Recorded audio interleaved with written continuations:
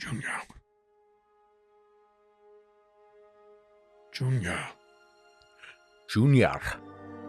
Welcome back to Hold On to Your Butts, a podcast about great franchises that, no, keep it up. This is epic. Okay, well, I'm just worried about the getting pulled off of YouTube. Worried about the copyright complaint. Consequences of the law. Okay, we can turn it off. This is just my favorite piece of music from the this is the Grail theme from Indiana Jones and the Last Crusade, which we're going to be talking about here on the new episode of Hold On to Your Butts, a podcast about the great franchises that lost their way.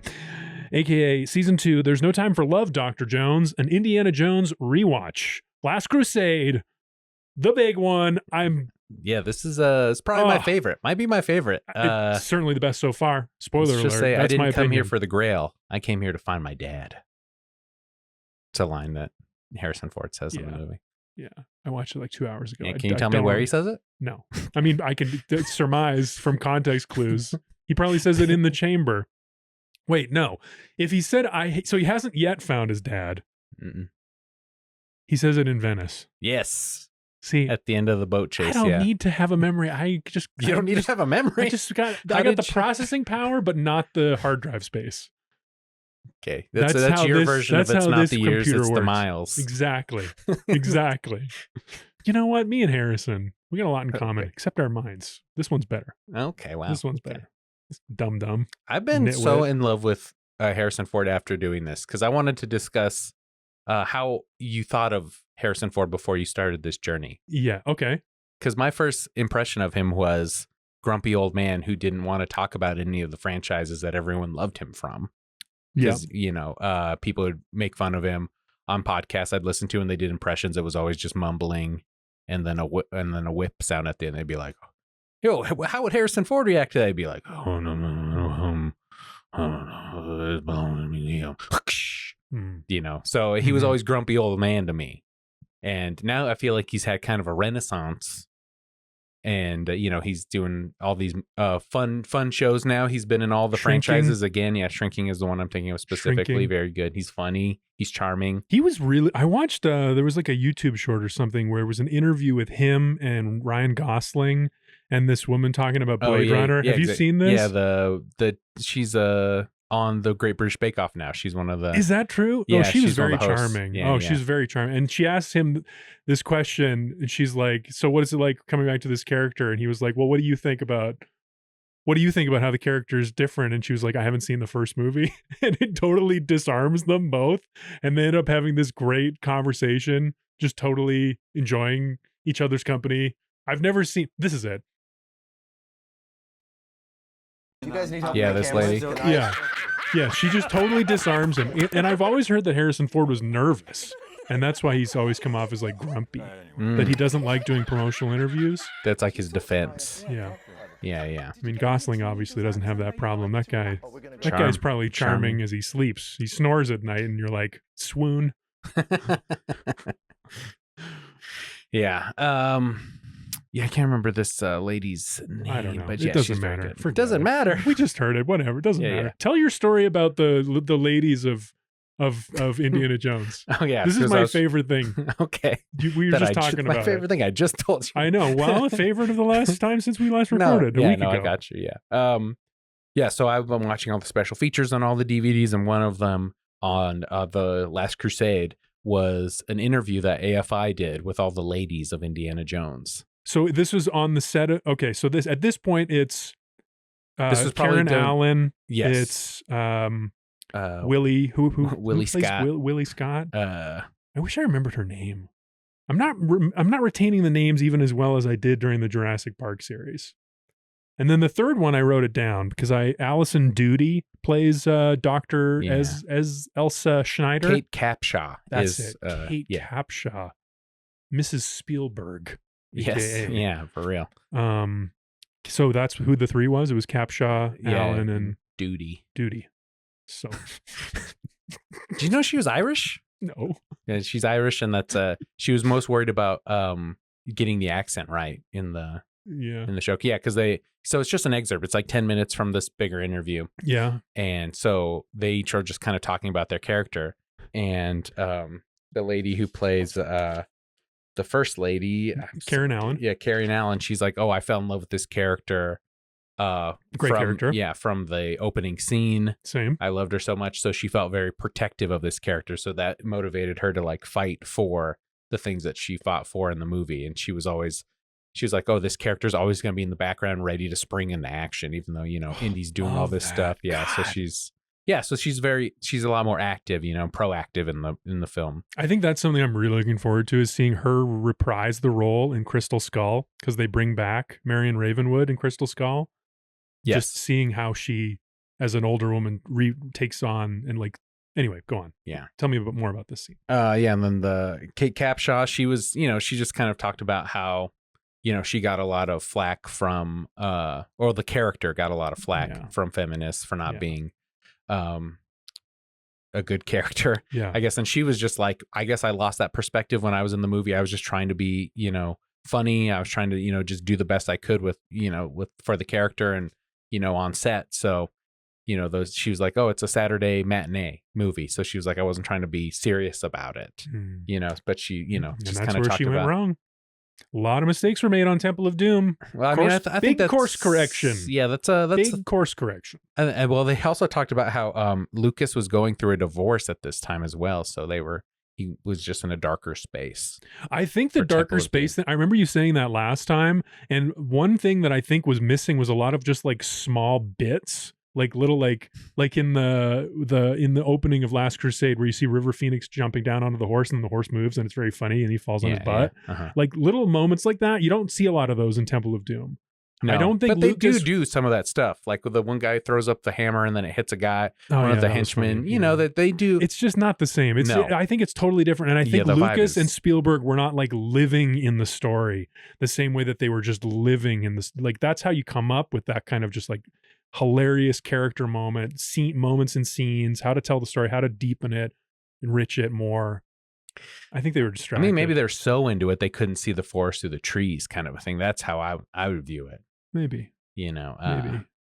I just know in the times when I've been going through a hard time and I brought that to whatever my art in a way, because in college I had to do this directing class and I'd just gone through a really big breakup for me, and I was trying to push this agenda I had, or just this like heartbreak through, because the scene was kind of about a couple going through a hard time. And so one of the things you had to do is like, who's the protagonist of this?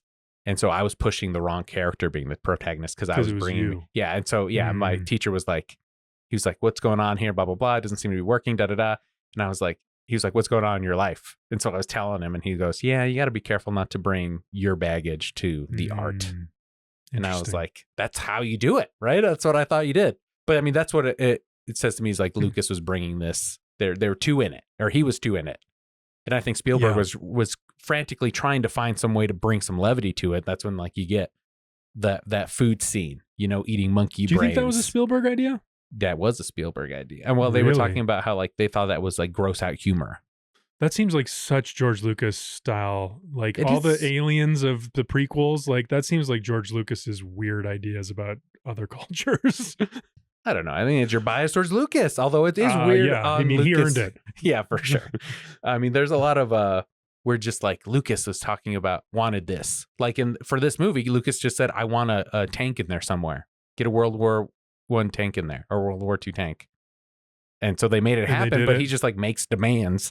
And I do feel like weird. Yeah, in the interviews when they are interviewing Spielberg and Lucas, they're always separate. And the way they talk about each other, I'm like, oh, is there a rivalry here? Like, is it? Well, they were like friends. They're friends, they're but sort also of like playful rivals. Yeah, too. because they, there has to be some kind of competition going on between them. And then, just the way they talk about things. Because Spielberg's like, oh, Lucas came to me with the idea for the Holy Grail. This is Spielberg talking about the idea for the movie. He's like, I don't like it. It's not a good enough MacGuffin. The cup just sits there. And then they cut to Lucas being like, yeah, I had the idea for the Grail. And then Spielberg didn't like it, but I was like, hey, let me work on it for a little bit. And then Spielberg brought the whole thing with the dad. And like, because Spielberg has daddy issues as well, I guess. Oh, Spielberg's whole oeuvre is daddy issues.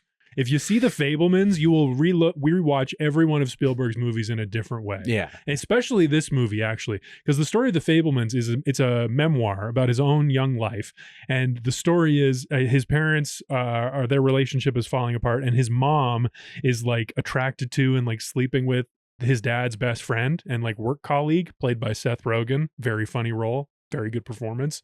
And so there's like some cuck fantasy stuff going on with the parents and like some weird sexual dynamics. Weird, some would say hot. But for Spielberg, you can see Would how... you say hot? Titillating. Not touching that one. Okay. Not touching that one. Okay. I would not say it right now. But yeah, so Spielberg is like, you can see in all of his movies, there's always like the father son stuff, and with the woman in this movie, you can see it in there. You can see like the threesome stuff all over the place. Threesome. I wouldn't call it a threesome between her you're dad and... right. You're right. It's love triangles with multi-generational love triangles. Yeah. Yeah, that's all over this one. It is interesting. And it's fucking great in this. It's so like, it's just enough of a taboo where it's like, ooh, that's weird. Wife take right here. She thought it was so gross. Really? She was like, would you... Yeah, this is why a relationship with Indy and her could never work out. Because I would never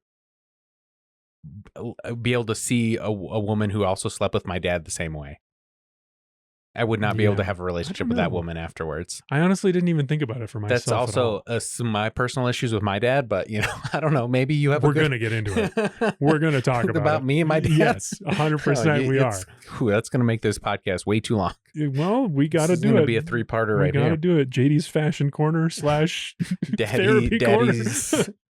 I'm trying to think of like a Daddy's ghosts in the skeletons in the closet. Yeah, but back to the ladies. We didn't get to duty. You didn't even. Yes, conclude your story, please. Yes, thank you. Yeah. So so the 3 ladies talk about their experiences with the characters. So when they get to duty, she's like, Can't believe that's her name. Dottie. She's Irish, so it's probably like pronounced differently. Okay, what did she say? I'm trying to think how to do an Irish accent. I will only say duty. Dottie. It's probably Dottie. Dottie? Yeah, Alison Dottie. Anyway, she was just like, oh, my character, she was a spy above all. So she's kind of like a female Indy in that way, where she'll, do what it takes. So she slept with the dad and the son to get where she wanted to do. But like she said, she wanted to bring a sex appeal to it, but it was so hard for her because the accent was so cold, is something she mentioned. That's interesting. The German accent being kind of cold. So it's hard to be sexy with that. I didn't have an issue with that. Oh, yeah? You liked it? Not a problem for me. I would have liked an Irish one better, but, that's me. I thought she was working it. It was great. Yeah, she's total babe. She was a Bond girl as well. I mean, it's hard to... a kill. Yeah, she's a force. And anyway, so she was like, said that she was jealous of Sean Connery's role because that should have been her role. Because the whole thing with the dad... Because, like, the dad got all... And this is a wife take as well. She's like, Sean Connery's like the lady in the movie, like kind of like his... following him along, helping him out in weird ways. Yeah, they really didn't. I mean, the father-son dynamic is so well developed. Love story, yeah. And that is such a great... I mean, that's what the movie is about. That's the number one relationship It's not about... She's an object. Her character is not really developed very well. She's just an object for them to compete over. I didn't feel like they were competing, but she was like a antagonist. What about when they were tied up in the castle and she leans in to Indy Jr. and she's like, it was wonderful. It was wonderful. I can't stop thinking about how wonderful it was. And then Sean Connery thinks that she's talking to him and he's like, yeah, I don't know if that was lovely. Like... And then he notices and he's like, damn. She's kissing him, yeah. She's kissing my son. Yeah. That's competing. Is it? Yes. And he lost. He won. There's no competition. No, I mean, the competition is over. I didn't get a competitive thing, but I think she was trying to play him, That's true. That's true. So how does the story end? We've just talked about all 3 of the leading ladies, but then what does Harrison Ford do? Oh yeah. We're talking about what and then at the end they like cut to Harrison Ford coming in at the end of the interview. Everyone cheering. The ladies of Indiana Jones. Yeah, and then he shows up in the spotlight for once. Harrison Ford shows up with the hat on, and then he goes and proceeds to kiss each one of them on the lips. I thought I was blown away. I mean, it's just like a hey, how you doing? Like, no, peck. it's not a hey, how you doing? But these are your work he colleagues. Went down the line and kissed in each a one of them. professional context, Hug, and kiss. you are the star. You are the big star. You have all the power. Yeah. This is not a how are you doing? That's not how Paul comes into work every Monday. It is 100% not. Paul does work with mostly ladies. Let's say that. No, there is no comparison. Never in a million I like how years. You put your hat down as if you're going to hide from that comment. No, don't make this. This is not about me at all. This is about Harrison Ford being sick fuck. No way. That was such a baller move. Baller move's not the right word. I'm trying to think of what the right word is. It's not a baller move. It's a alpha move. I don't know. All these things have too much baggage with them. I don't know what the word is. It was smooth in a way. I think that's just his animal magnetism. He can get away with it. No, he can't get away with it. He did it. He got away with it because hugged him and said hi of the power structures of Hollywood at the time. But now we can reassess it and say that sucks. He put those women in a very uncomfortable position. I don't know. How did they respond in the moment? They loved it. They seemed happy to see him. Okay. And they, it wasn't I don't think he would have kissed them if it wasn't obvious they were. I mean, think about what it would be like if one of them says, "No, I don't want to kiss you right now." I mean, that would have been weird, but exactly. Think about the position he put them yes, in. I don't think it was I mean, I wouldn't have done it, but I'm also not Harrison Ford. I mean, and had a really. I mean, he probably fucked two of those ladies. What are you talking about? Harrison Ford notoriously had relationships with his co-stars, and that might be true. I think that has no bearing. I think that has no bearing on this scene with these women. I just think they have a different relationship. I mean, they might. You do hear this about Hollywood people. Apparently, they love. It's a very touchy-feely culture. Yeah, I mean, in theater as well. I mean, it's a culture of theater. JD's acting you corner. Go to JD's acting corner right here. Some dark corners where everyone's making out. Yeah, that does. Is it? Okay, not me great. at the time, but because I was too shy of a guy, and I was going through a breakup, like I said. But yeah, sure. I mean, a rap party. Everyone's making out with everyone. It's crazy. That is crazy. Because there's like tension throughout the whole play and things like that, and then they're releasing it at the rap party with their bodies. Wow. Yeah. Exciting stuff. Okay, so Indiana Jones and the Last Crusade is the movie we're talking about. I forgot to look up the box office and budget numbers this time. Maybe we can do that right now. But my understanding of this is that it was a huge hit at the time. It'll just be right down here. Yeah. Okay, so the film eventually grossed $197.1 million and $277 million internationally for almost $500 million total. That is successful. What was the budget? So I just want to know what the total profit for these people. Although the Hollywood numbers, the way they game this stuff is like everything is a big caveat, and we are looking at Wikipedia, which is generally a good source for this, in my opinion, of this kind of just like straight fact. But yeah, budget 48 million. Okay, great. So this, allegedly, hypothetically, made $450 million. I just did killer math. You said numbers. I subtracted 50 from 500 and got 450. $450 million is how much this movie made, according to some of these numbers on Wikipedia. Whatever. It was a big success. People loved it, right? That's a return to form for the Indy franchise, yes. This was the narrative. And you know what? They're right. The director, Steven Spielberg, the writer, Jeffrey Boehm, newcomer to the franchise, with a story by George Lucas and Menno Mages. The stars are Harrison Ford, Sean Connery, River Phoenix, Allison Doody, and Jonathan Rhys-Davies in a return to the franchise as Sala. Yeah, apparently he had sciatica hit him throughout the production, and he was on a lot of pills. What is sciatica? It's like a nerve thing from like your spine that goes all the way down through like a nerve to your foot, I think. So it like affects your whole like spinal or the whole side of your body. It's very painful. Okay. Sorry to hear that. Yeah. I mean, he delivered a great performance. Yeah. Funny, I mean, he's riding fucking horses. Usual. He's doing his thing. Do you think he was ever actually on a horse, Rhys-Davies? He was. Yeah, because they showed him. Yeah, because he's the one who pulls. Well, you think the actor, you mean? Yeah, the actor. Yeah, I think he could was get he on actually a horse. on a horse? I mean, yeah, they have a shot of him on a horse. Okay. So he's on a horse. I wonder how he got. I mean, up he's there. probably not the one pulling Sean Connery off of the tank to. No, probably not. I was looking very closely at the horse shots in the finale, and I don't think they ever gave us like Indy on a horse. They gave us a long shot of Indy on a horse. They gave us long shots of riding into the sunset. Beautiful. but they only ever gave us tight shots of like belly button up, and it could have easily been a fake horse.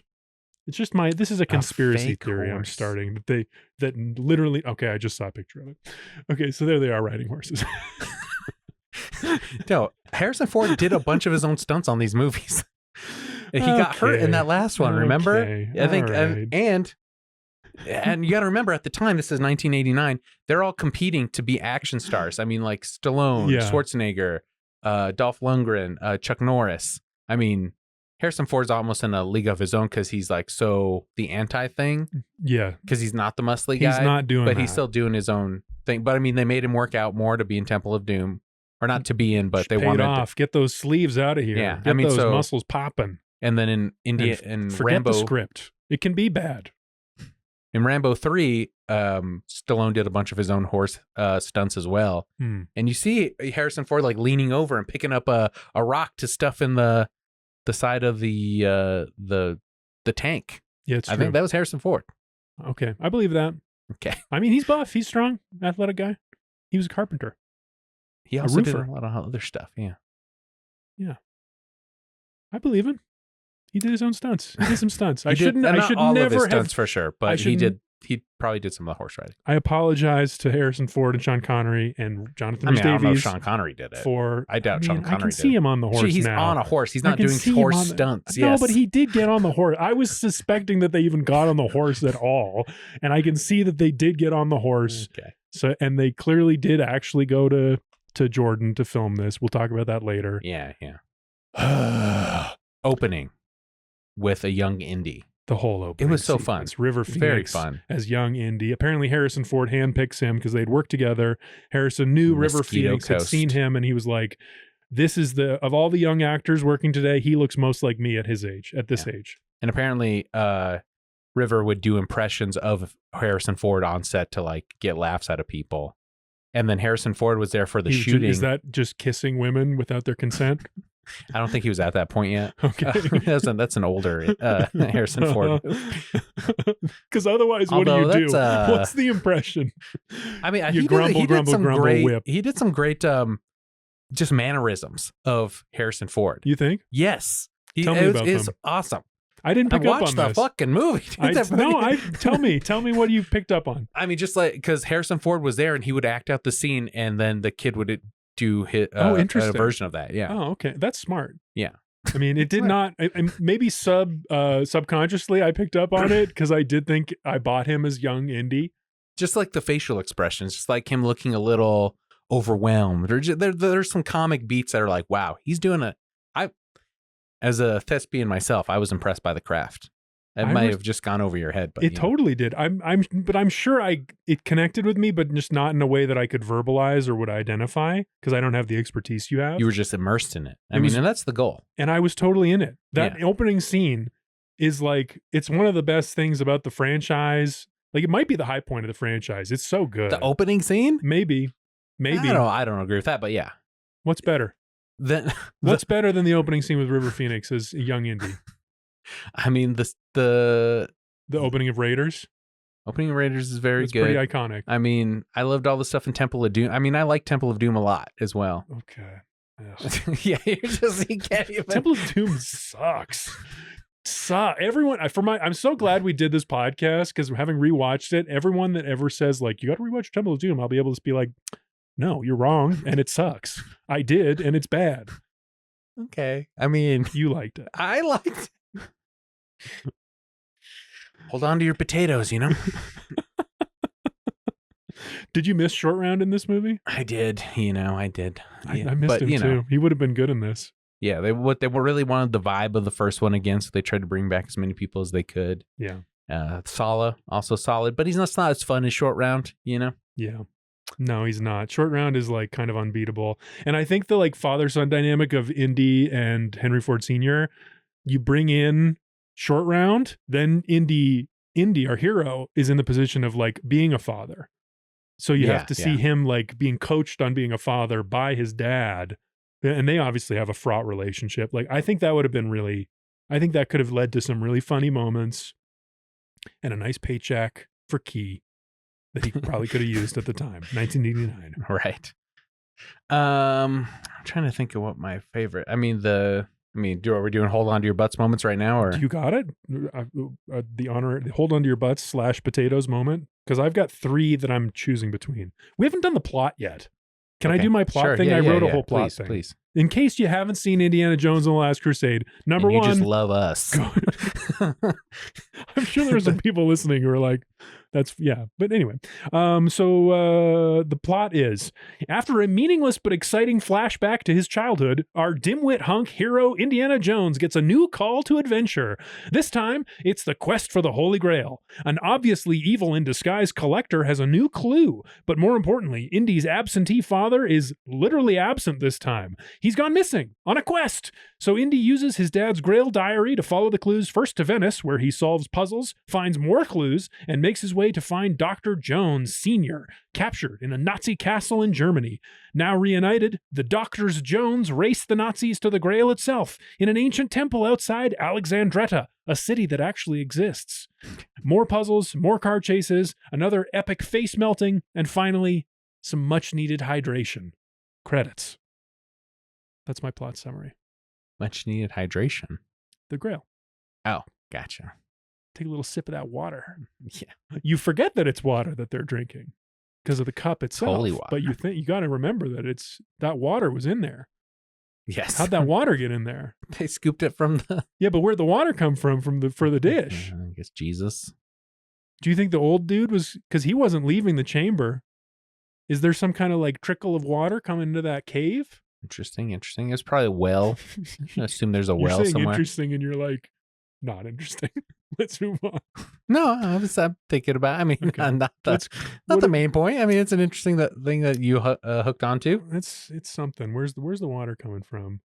I mean, there's just so much about this movie I'm dying to talk about. I wrote all this stuff. I've loved this movie. Now's your chance. Love this movie. We were talking about the opening scene.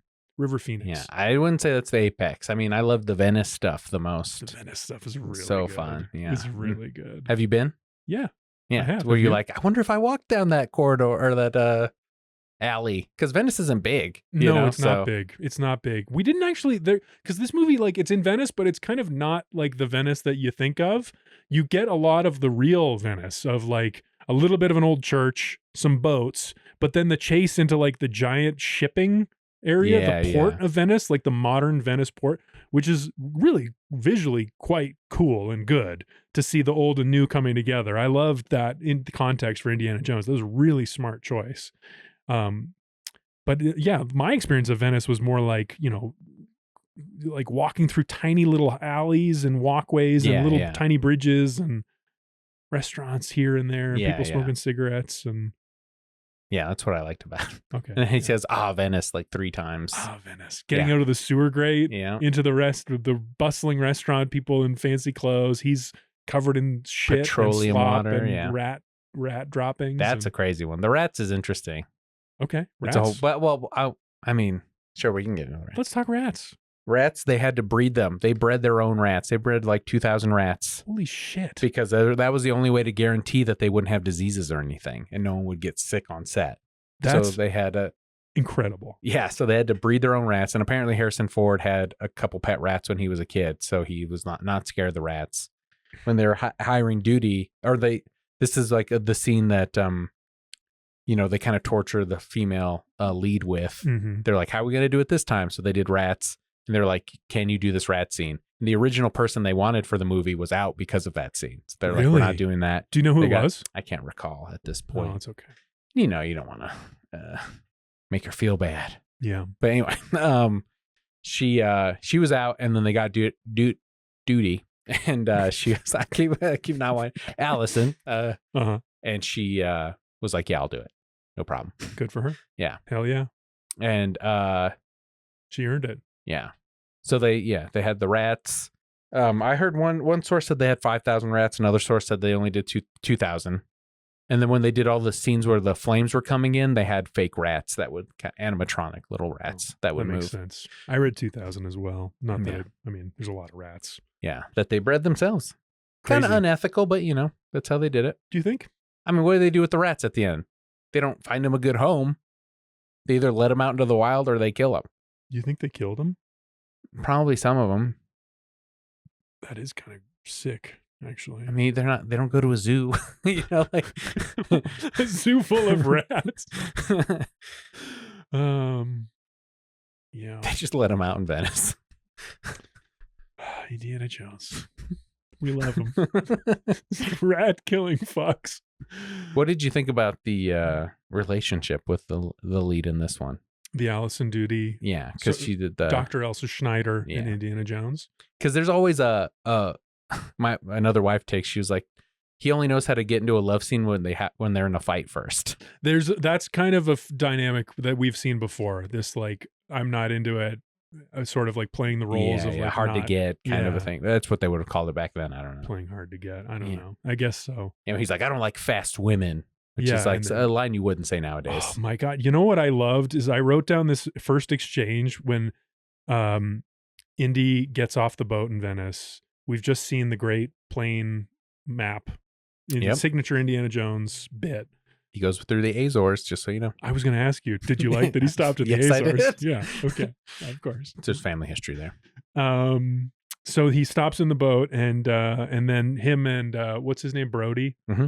They just like walk straight past Duty, and they're like, "What is this, Dr. Schneider? Do you know what he looks like?" And then she's like, "Dr. Jones," and they turn. She says, "Dr. Jones, I knew it was you. You have your father's eyes." And then Indy says, "And my mother's ears, but the rest belongs to you." Pretty good line. And she says the best parts have already been taken. So an even better line. Even better. Looks like the best parts have already been taken. Oh my God. I'm like, fuck yeah. I'm so in for this. I didn't like it as much as the Kate Capshaw stuff. That was hot. The back and forth between them and the castle. That was some good stuff. Yeah, that was good too. I like that one a little. I thought that was a little more steamy than the flirty. I guess I feel like this is pretty steamy. The kissing with the whole. Sure. I don't like fast women. Scene. I didn't like that line, so that threw me off. I didn't like that he was slut shaming her. It was a little. Yeah, that's not a great. There's so many reasons why this franchise has lost its way. It's just like a product of its time. This is the movie where it got back on track. It's a great movie. It's such a good movie. But for the Connery Jones stuff, the heart is there. The adventure is there. It's a great MacGuffin. The spirit is there. I get chills every time I hear the Grail theme. But some of these, like the gender relation stuff and some of the like cross-cultural stuff, the cross-cultural stuff, I think really is the Achilles heel of the franchise. Well, like, it doesn't work as good. Well, originally they wanted to do something where it was like Indiana Jones and like the Monkey King. I read this too. I would love to talk to you about this. But they decided not to do it because they didn't want to be culturally insensitive, basically, to like Asian people. The men who brought you Indiana Jones and the Temple of Doom thought this new idea is too culturally insensitive for us. And now they're getting more woke, you know? Yeah, I read that they were going to go to Africa. This is going to be the premise. I have a whole thing. Wikipedia had a great little write-up. Apparently the script leaked in 1997 for this. Oh, interesting. I didn't know that. Yeah, I'll give you the breakdown. It was good. It was a Christopher Columbus script. So the guy who did the first two Harry Potter movies. And Home Alones. Apparently, yeah. So this script was, so this is, quoting from just Wikipedia. The main plot device was to get to a garden of immortal peaches. Was like because that's an Asian thing. Is that an Asian thing? Yeah, peaches in Monkey King, I think, is an Asian thing. Okay. And it begins in 1937 with Indiana battling the murderous ghost of Baron Seamus Seagrove III in Scotland. Right, yeah, because it was going to take place in a haunted castle. Haunted castle in Scotland. At the beginning, yeah. I think that was a Lucas idea. Yes, and but Spielberg didn't want to do it because he just did Poltergeist. And he was like, it's too much of the same. And they ended up landing on this Nazi castle. Yeah, which is an interesting kind of the backstory is like, because the Nazis are there and they took it over from Jews living there in Austria and they were selling their art and using tapestries. Their tapestries and using it as a base. That they just, took if over. You're a Scottish... No, he would... I can't do a German accent. If you're a Scottish lord, I'm Mickey Mouse. Which they cut away to use Mickey Mouse because they said, well, who is the black Olympic athlete who beat the Germans in the world? Jesse Owens. Yeah, because at first he says Jesse Owens, but then they switched it because they do a cut to Harrison Ford's to looking an over the shoulder. It's an overdub? Yeah. Would Jesse Owens have been a better? I mean, not for audiences in '89. Not for audience. But for the reality of it, that's That would have been that's a better take. Yeah. See, the it would have even been more timeless. It would have fit in the story, but Mickey Mouse is a funnier. I don't know. I think you got to kind of appeal to the masses in that one, and I don't think people are too up on that kind of stuff in the 80s, the late 80s. You're probably right. You're probably right. And it does stand out now, and it's a good line still. But it's like, man, knowing that actually is like, it's so that's interesting. Like, do you interesting things? Do you try to go for the fidelity of the setting, or do you just make changes for the audience? I mean, it's a constant struggle with the artist. Mr. Spielberg, you know what? One thing is for sure, he always gets it right. Yeah, so this alternate idea of the Monkey King, like apparently they were going to go to Mozambique. There was going to be a 200-year-old pygmy kidnapped by Nazis during a boat chase, traveling up the Zambezi River to rescue someone. Indiana is killed in a climactic battle, but is resurrected by the Monkey King. Other characters included a cannibal, Nazis, blah, blah, blah, blah, blah. Someone that was like a Toshiro Mifune type, who's like a great samurai actor, and who's going to play like a pirate. I thought there's some good ideas in there, but if Stevie Baby doesn't want to do it, I mean, if he wants to bring in the father figure and build something around a relationship, like he's like, Lucas, I let you get out your issues in that last movie. Let me do my father ones in this one. And he was right. Yeah, good. I mean, it is a timeless story. You know, everybody's got daddy issues. The one line I remember from my therapy, it blew my mind when I started going to therapy, and I was like, I just got daddy issues, and she's like, everybody has daddy issues. I was like, huh.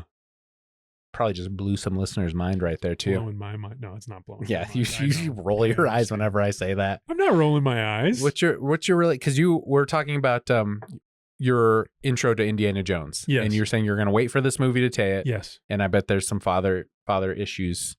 I think I did watch the movie with my dad. I don't know if I have daddy issues connected to this. I don't know if I have daddy issues really at all. Yeah, so you keep the way you defend it, me think you protest too much. Yeah, ask me in 10 years. It might be the thing. But my relationship with my dad is like, he's a professor. He's an academic. That's how I grew up. So you identify as Indiana Jones. Well, no, but I left. I didn't do it. I didn't follow in that footstep. I forged my own path. This was interesting. Is Sean Connery, he's not an archaeologist. He's like a librarian, right? Or he's a professor of medieval literature. Yeah. So he's not an archaeologist. He's not going out and doing what Indy's doing. No, but it's almost exactly the same. I mean, except without all the adventure. No, we didn't finish talking about the opening scene. The opening scene's crucial, actually, and it is a step back. But we're getting back to your daddy issues here. We're going to circle back. I love the movie. I don't have daddy issues. I have nothing to say about this. I have nothing to say about this, except that maybe I would say that I'm like. Except I would never talk to my father. I've it's me. I'm just joking. I'm sorry, Mr. Caroli. I'm putting words in your son's mouth. You'd get along really well with Mr. Caroli, by the way. Just dogging on you the whole time? No,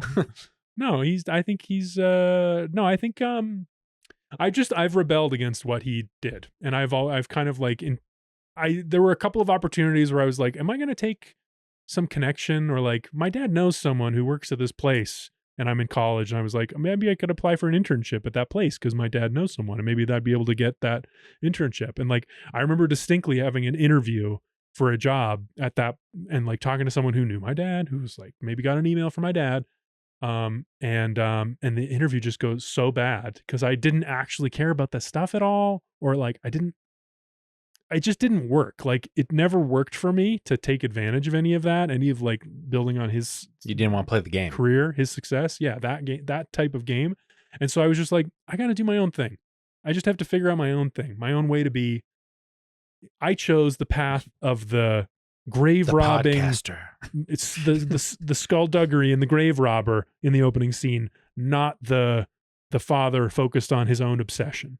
Right. I didn't try to read the book that he was reading when he was done with it. I put on the hat, I put on the leather jacket, and I went and chasing for the cross of the Coronado. Yeah. This is something my wife brought up, was also like, this is and then I think they also talked about it. But he's like, she was just kept saying Sean Connery's a bad dad. Like 100%. That was something Mallory kept saying. He's an absentee father. Yeah. And then I think Spielberg mentioned one of the special features is that's Indy's first act of rebellion against his dad, is taking the hat and putting it on. And like, that's when he's like, I'm going to be more like this guy than what you do. This is what I'm saying is why this is the apex of the whole series, is the opening of this movie, is because in young Indy, this is where you see why this is the character in its essence. I mean, they show you everything about like, you know, all the characters. I know, it's like everything about him that's important he did on one day. He learned this on one day to hate snakes, to get the hat and the whip and stuff. It was like one afternoon, really. Yeah. It's like, oh yeah, he was just some guy, generic, you know, template guy, and then he became Indiana Jones. But no, he has this choice. He's like a goody two shoes doing Boy Scouts. This belongs in a museum. He's trying to do good. You know, he had maybe had some values instilled in him from his father, and this interest in like literature and history. The mom's dead at this time. Is that true? I don't know. That's what I'm just curious about. But yeah, I don't know if we're told that in the movie. Apparently they bring it up in the show. I watched this whole retrospective about the show, and it's fucking nuts, dude. If we can get our hands on this, we should watch it. It's on YouTube. Yeah, but apparently he meets Dracula. You did not tell me how crazy this show got. I didn't know he met Dracula. Yeah, apparently he meets Dracula. There's all kinds of like, yeah, apparently it gets wild. The problem is that the performances are bad and the scripts are bad and the direction is bad. And why would that stop you from watching it? Because it was bad. It was boring. I told you all the reasons why it would stop me from watching it. It was so boring. And it was even about one of my favorite historical figures, T.E. Lawrence. And that's not enough? It wasn't enough. Are you not a PBS kid? You didn't watch Wishbone? I watched Wishbone. Wishbone was better than the Young Indiana Jones. Wow, okay. Well, they only did the one season because it was so expensive, because they had to go to all these locations. Yeah, you can tell. People weren't into it. Yeah, it's the only thing that's good about the show is that it's so lusciously produced. The production design is apparently they tackle a bunch of, you know, there's some slavery stuff that they get into. That sounds really dicey. I don't know if I trust this crew. Lucas? Yeah, I mean, it was a Lucasfilm thing. It's like, it's all his. Yeah, I don't trust Lucas with that. I just don't. I don't. Okay, but get back to the story. That's why it's the apex of the series for you. Yeah, because he has this moment. I can see the argument for that. I thought you were just saying like him having this adventure. Or it's whatever. Not just because it's an exciting this scene, makes more sense because it's a very exciting sequence. It's got the heart, and it's got these great moments of like the horse walking away, letting him fall on his butt. But I mean, this is a scene. Lucas pushed for this. Spielberg did not want to do Young Indiana Jones thing. Really? Yeah, this is Lucas. Well, Lucas has great ideas. Yeah, I mean, he's an idea guy. Yeah, like we've said before, he's great ideas, bad execution. Yeah. But the idea that Indy would bring this relic back to his dad and be like, this is really important to me, and his dad is just too obsessed and says no, and then Indy has to give the relic to the guy in basically the outfit he would become famous for wearing later on, the hat, the leather jacket, this like the guy who was basically robbing a grave to find the relic, who he stole it from. But this guy wins in the end. Like, you can see the appeal for young Indiana Jones to have this kind of like, yes, I'm interested in this stuff, but I want to win. I want to have the thing at the end of the day. Right. And so like, it's a temptation that's so familiar. And so it speaks to it's a universal human temptation, I think, of like what's right and how do you get it? Well, what do you think about that line he told him at the end? He goes, "You lost today, kid, but that doesn't mean you have to like it." Yeah. I don't know. I think it's a controversial line. Some people it resonates with and some people it doesn't. Like Mallory's like, what the fuck? So what's the line? You lost today, kid, but it doesn't mean you have to like it. Yeah. I mean, I feel like that was, and then he puts the hat on him and then they do the it's match him saying, cut. It's him saying, play the game. It's him recognizing the talent in the young kid and being like, play the game. You got something. You can be like me someday. You can come back and win. And he does. And that's what we see. Yeah. Apparently that whole Coronado cross is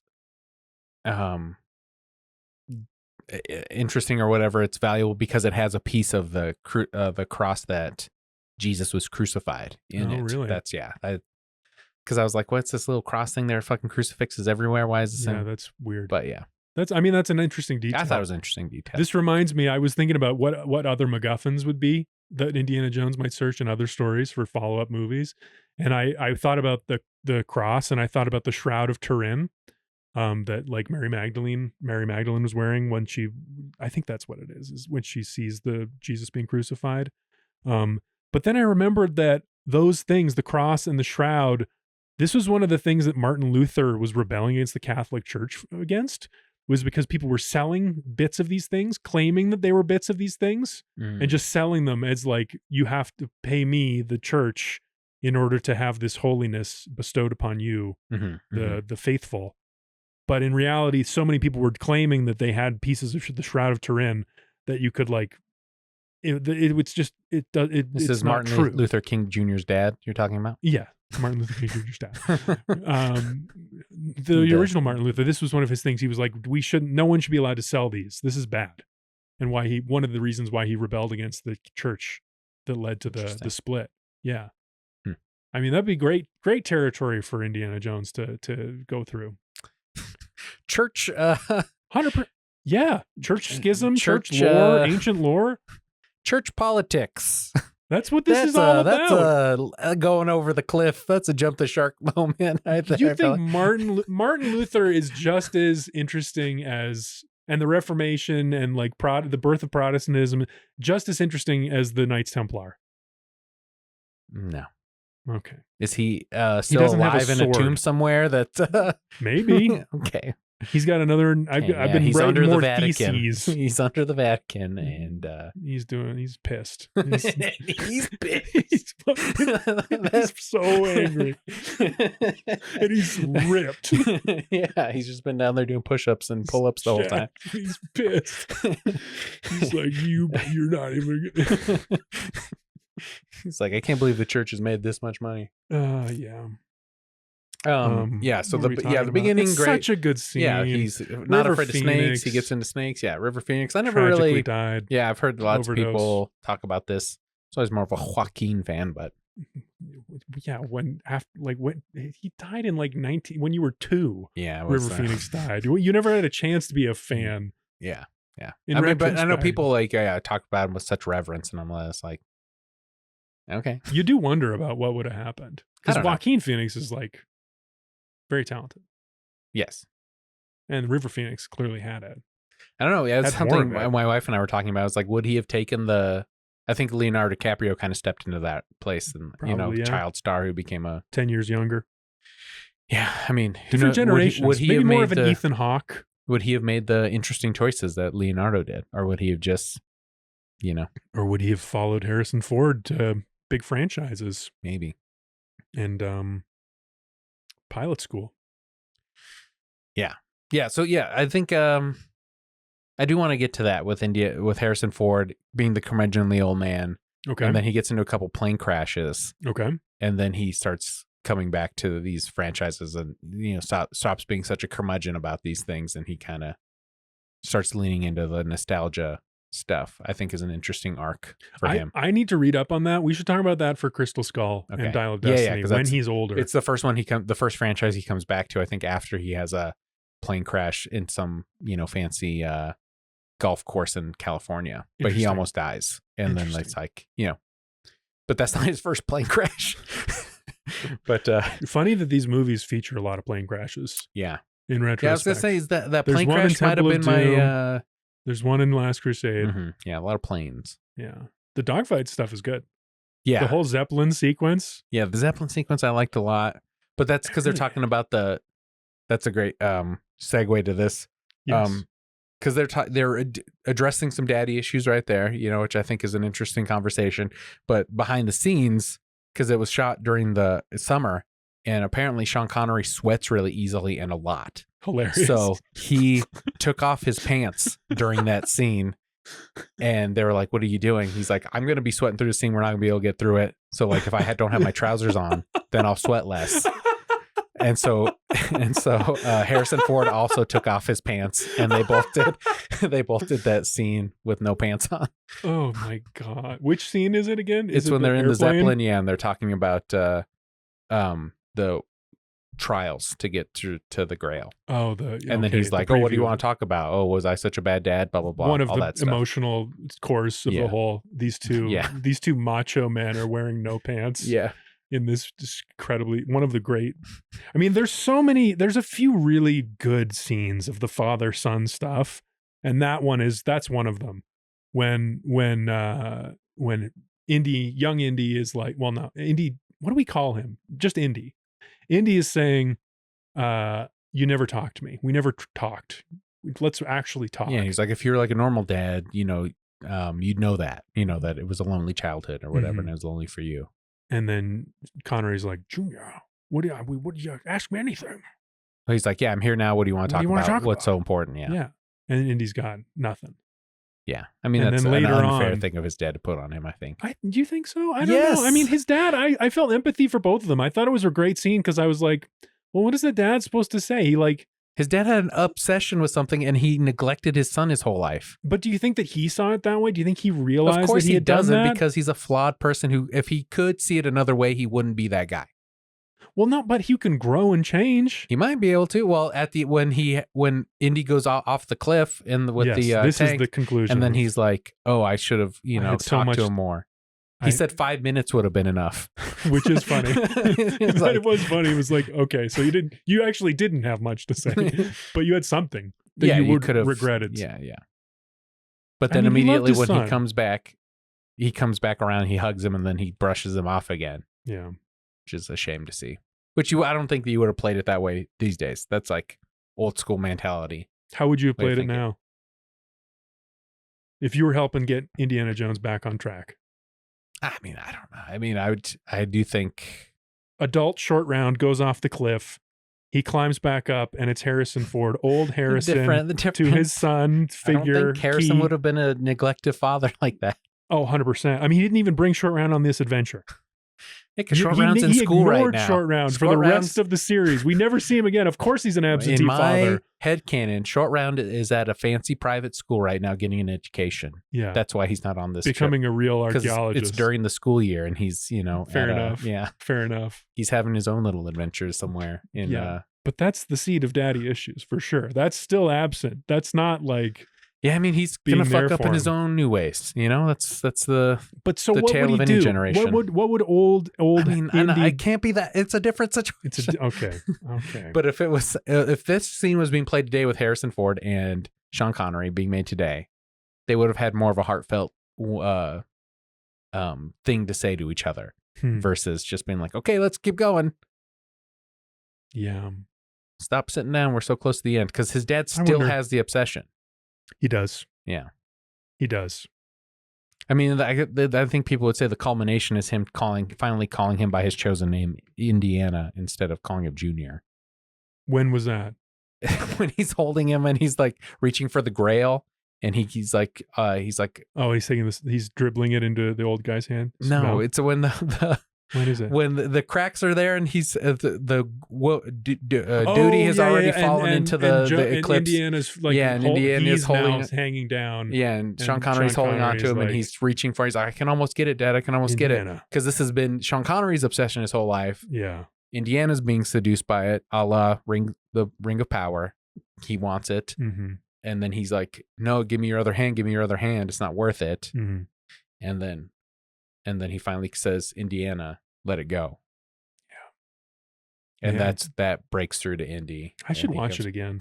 As soon as it was over. You should really take it in. I enjoyed it. A couple hours ago when I watched it this morning, I loved it. But at the end, wife take, she walked in at the very end. She was like, interesting. Yes. She was like, you wrote it down. You can't remember. This is why I write it down. I write down a lot of shit. You're just like Sean Connery. That's why he's like, I wrote it down on my diary, so I didn't have to remember it. Speaking of that, it's getting kind of hot in here.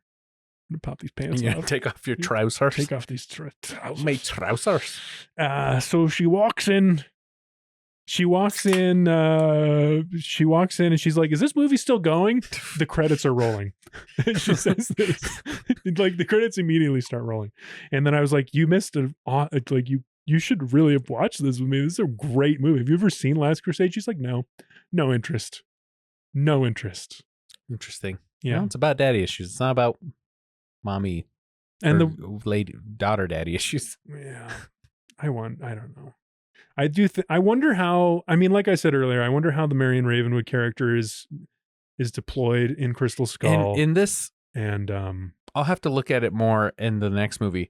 But at this point, because the second one was a prequel, so Marion wasn't even around. Yeah. So at this point, him and Miriam had gotten together. He got her pregnant, and now they're separated. So she's raising. So he has a kid. I think he has a kid at this point, but he's Maybe they doesn't hadn't- know. He doesn't know because she hid it from him. Oh, She hides it from him. That's what you find out in the okay. next movie. That's why he doesn't know what Interesting. Skid or whatever his Mutt. name is. Mutt. Yeah. It's funny that you do the name. I'm a LaBeouf head. Oh, okay. Got Yeah, it. I have the worst So opinions much about promise. all the stars. So much promise, LaBeouf. I know. He was the one. Halloween just passed, and on the streamers they put like Halloween episodes up, Yes. and I watched the Even Stevens No, Halloween you didn't. episode. Was he funny?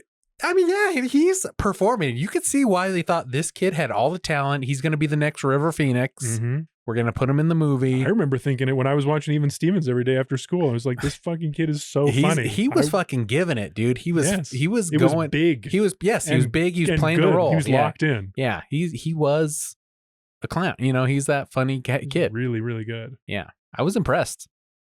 Because I stopped liking him after that. I didn't like him in Transformers. I didn't like any of those movies.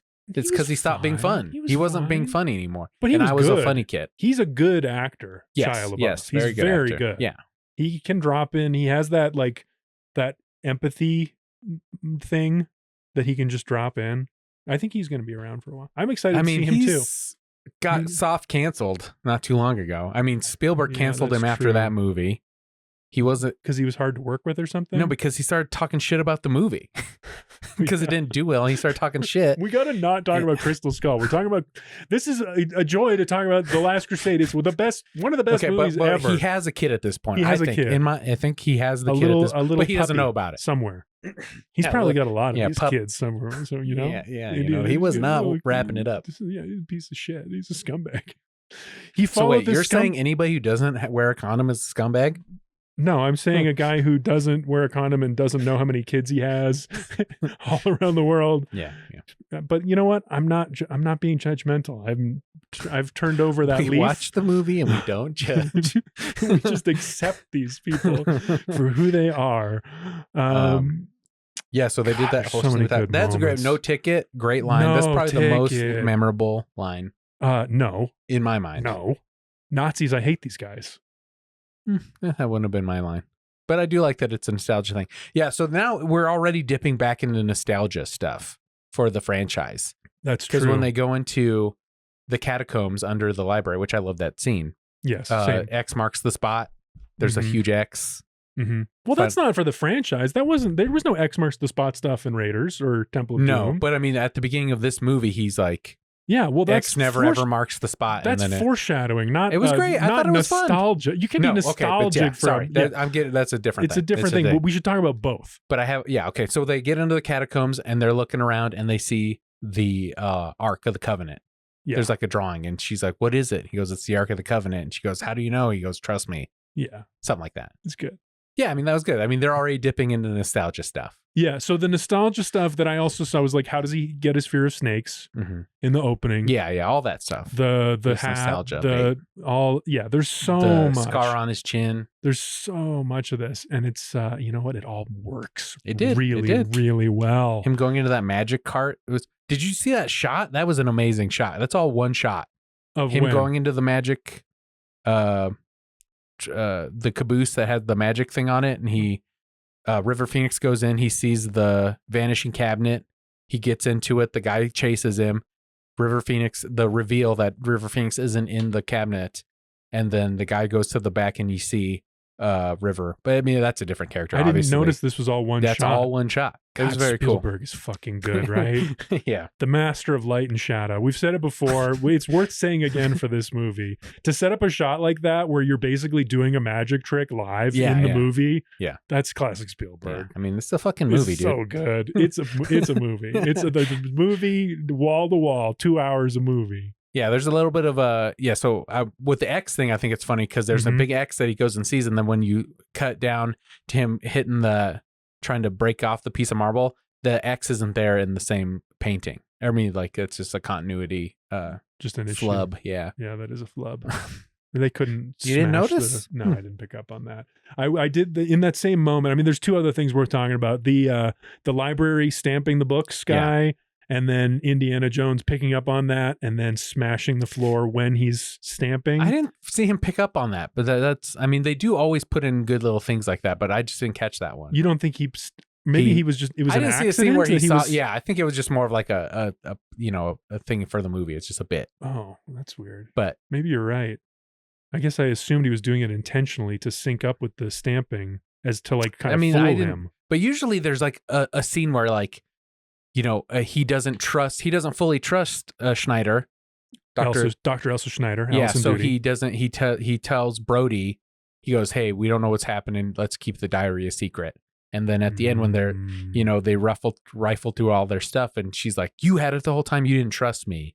And he's like, "I didn't know you." Like all that stuff set up before. He gives the thing to Brody. He goes, "You hold on to this for me." It's a great script. Yeah, I mean, so there's Lots all of these those things are little in details. there. If you you might not notice on a first watch, but I mean, it all fits. So that's what I love. Spielberg does all those things. I agree.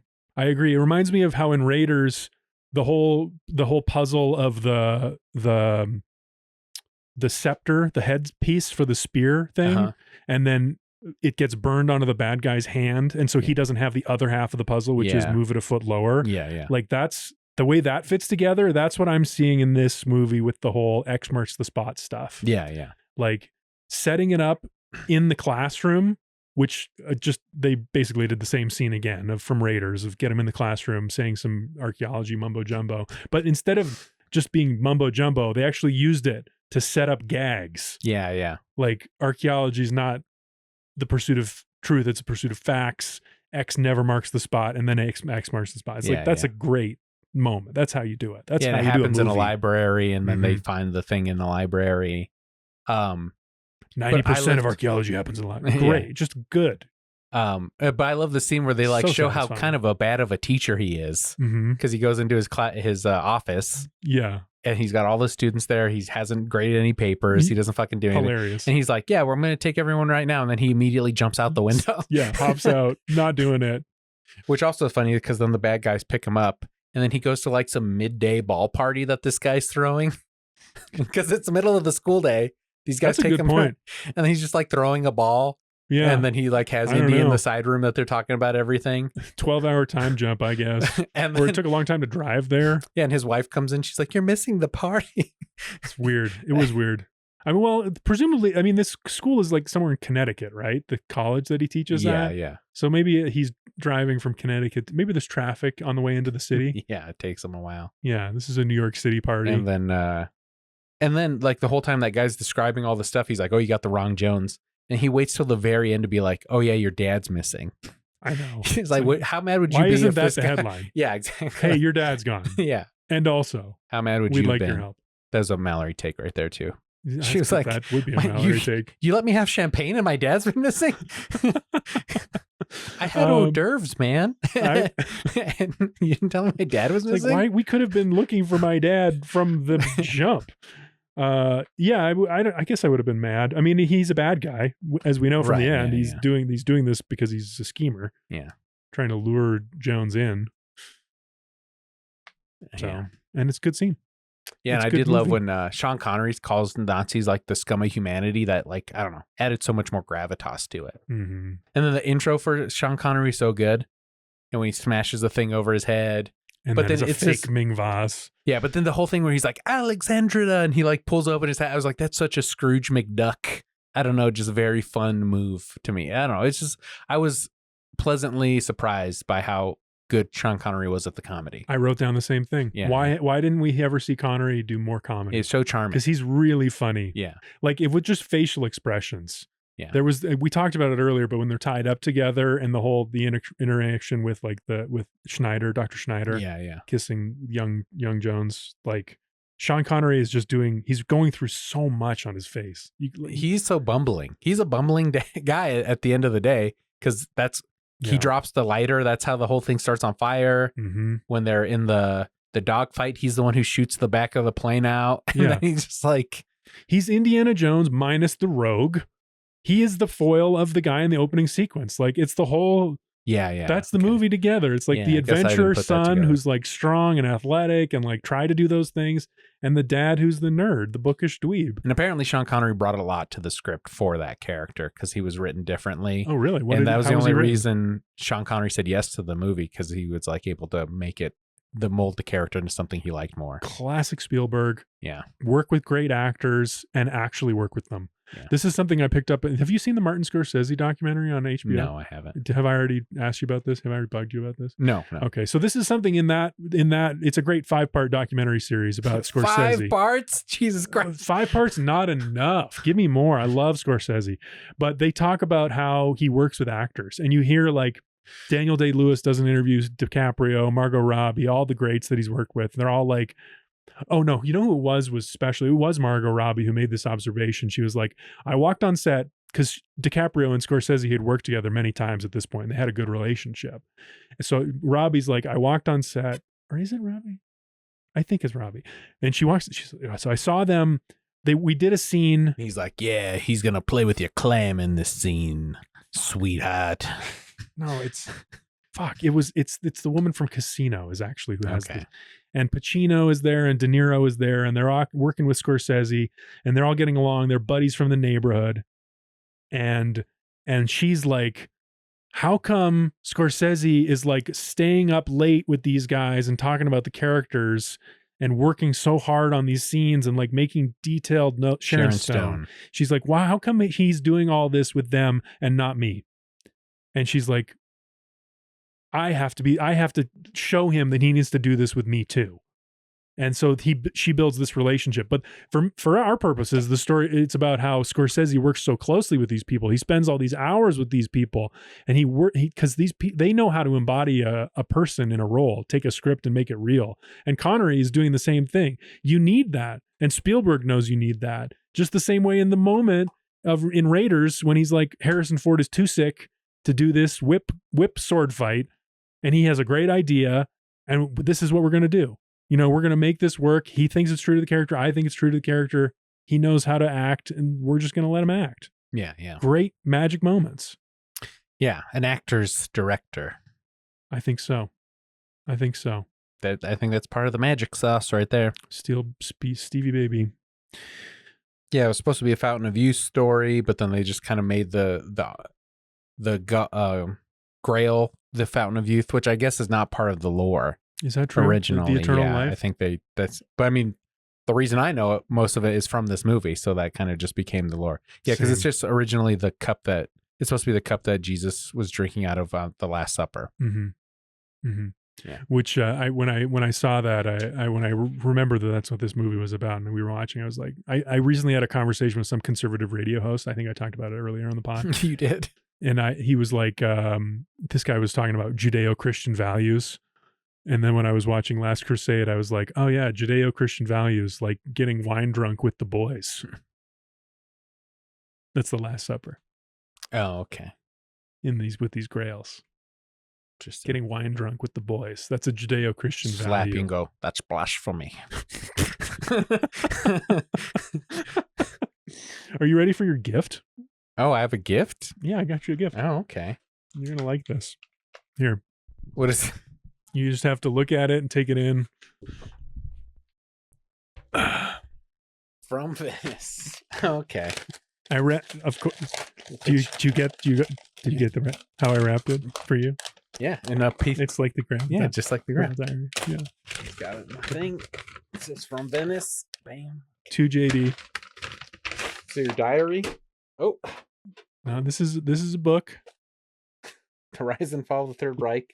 Illustrated. The history of Nazi Germany. Illustrated. Awesome. Cool. I can't believe this is a picture of me now. Because I know how much you love Nazis. I said I love fashion. The fashion. Yes. Lots of good pictures in here. This is a lookbook for you. It is funny. I did just get this on Audible as well. Oh, really? Yeah. Have you been listening? No, because the full cast recording of Harry Potter came out. Of course, I'm going to listen to that.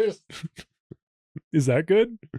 It's a lot. There's a lot happening. Yeah, it's almost overwhelming. I don't like that kind of audiobook. I've heard that kind of thing. It's not. I think I've come to the conclusion it's not my favorite way to ingest a story either. Just but like it's different. The author. It's different. Yeah, I just like the narration. I like Jim Dale, the GOAT. Yeah, but he's good. So Nazis fashion. Do you want to do fashion corner? Give me your take of who had the best looks. What were the best looks? Best fits? Sean Connery has his little bucket hat. That's kind of that's a the good bucket look. hat's an interesting look. You know, it's like an older guy's thing. You know, he's got his own hat, signature hat as well. It's definitely not as nice as the. It's not rakish. It's more. Yeah, it's more practical, stuffy. I wrote down some fits. Please, I could just. I'm sure these will conjure an image for you. Here's where Schneider's fit when she's in the book burning thing. Yes, that's what I wrote down. Yeah, that's a good one. Leather, and then the hat that's tipped over one eye.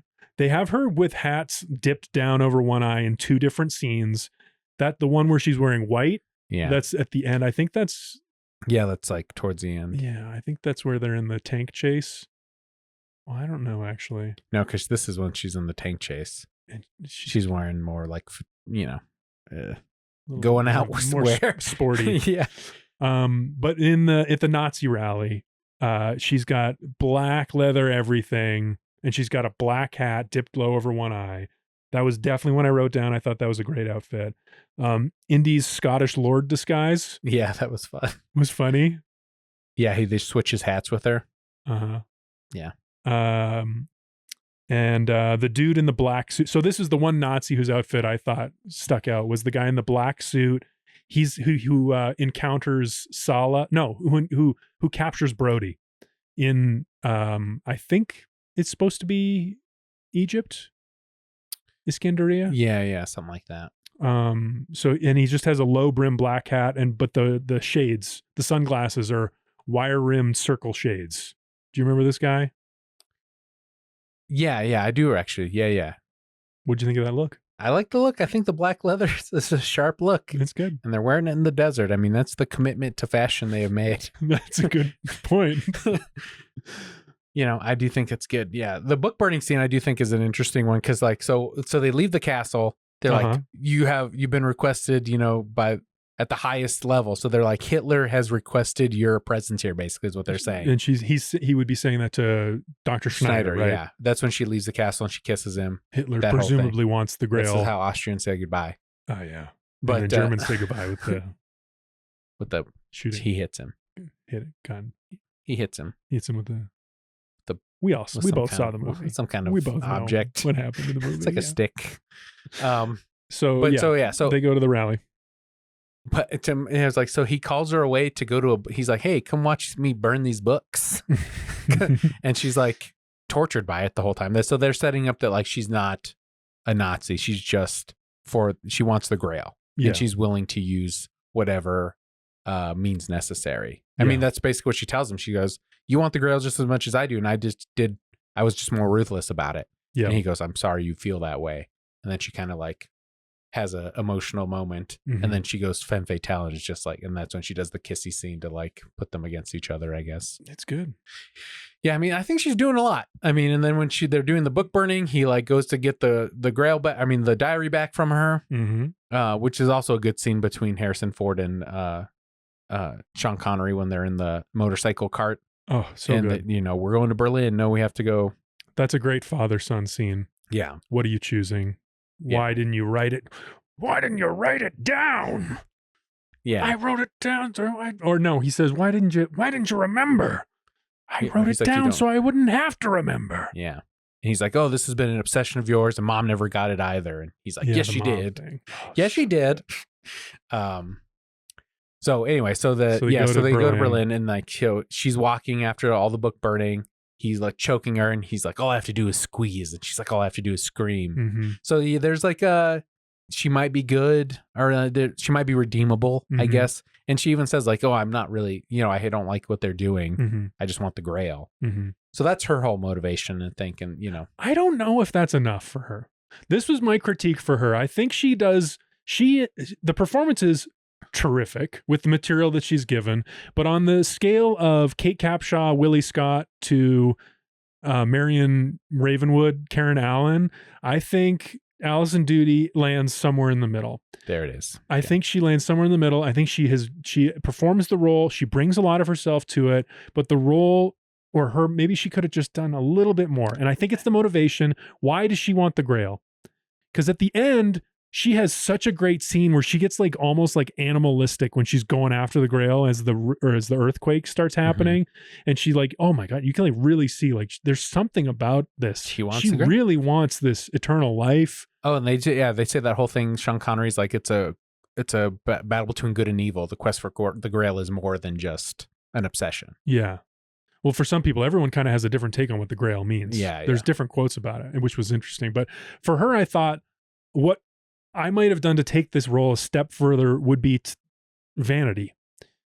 Like she wants to stay young. She's very young. She's very beautiful. She had a relationship with the old Jones. Now she's moving on to the younger Jones. For her, it's like she's always just been this beautiful, like, she can attract any man, any generation. Maybe she wants to, have the next one at whatever she wants. Stay young forever is a good motivation. It's like power for her. Well, her beauty. The main villain, that's what his thing, right? He wants to be young because they have that whole discussion about like, oh, we're getting older, but to be young.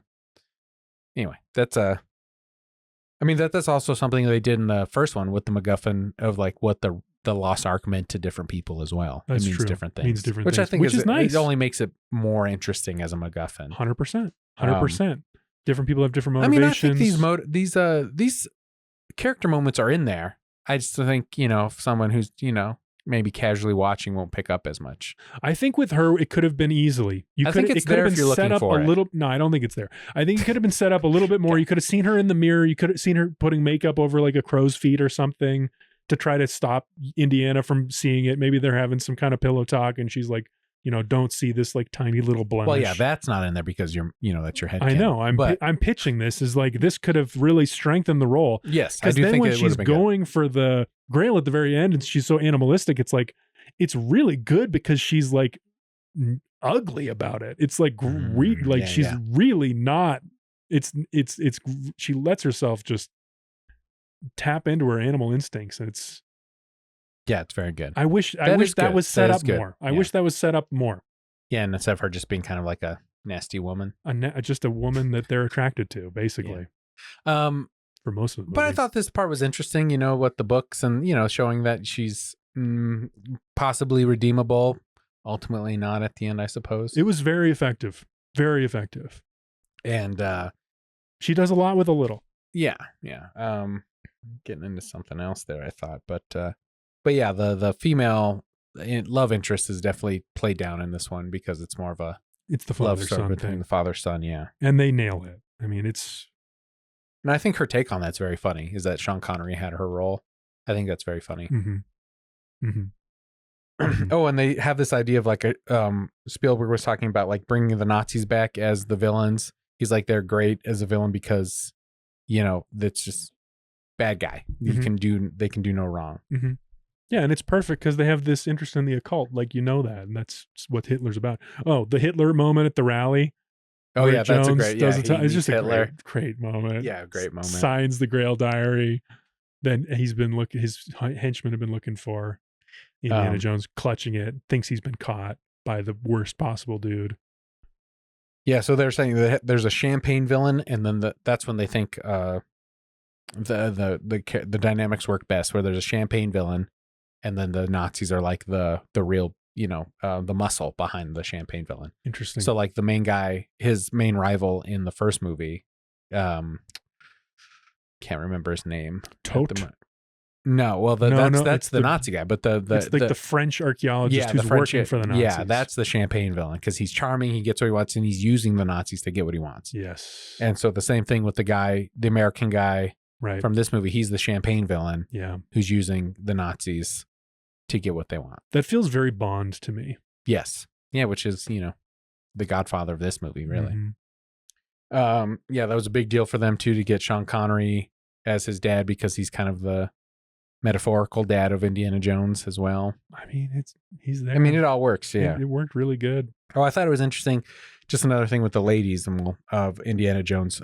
Spielberg was talking about them, and he was like, Marion was spunky, Willie was pampered and spoiled, and then the Nazi bitch. That's my words. I can't remember her name writing it down. She was just a spy. Yeah, and then I put a little slutty. Because she used sex to get what she wanted. She's a fast woman. Yeah. She used which it could have been. I mean, I've already said my piece about her. Oh yeah, and he said Nazis are a get out of jail free card with villains. Yeah, which I thought was funny because you can do anything to them. Yeah, everyone want to see him tortured. And did you finish your thoughts on how you came to Indiana Jones? Maybe, yeah. I mean, I was watching it on TV. Every time this would come on, I would watch it. Okay, love it.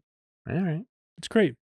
Glad you waited till this one to I let us know. I'm so I have a better story for Crystal Skull. All right, always tease them the next one, huh? I'm sorry, I do. This one is like, I don't know if I have a story. It was a VHS classic. It's a great movie.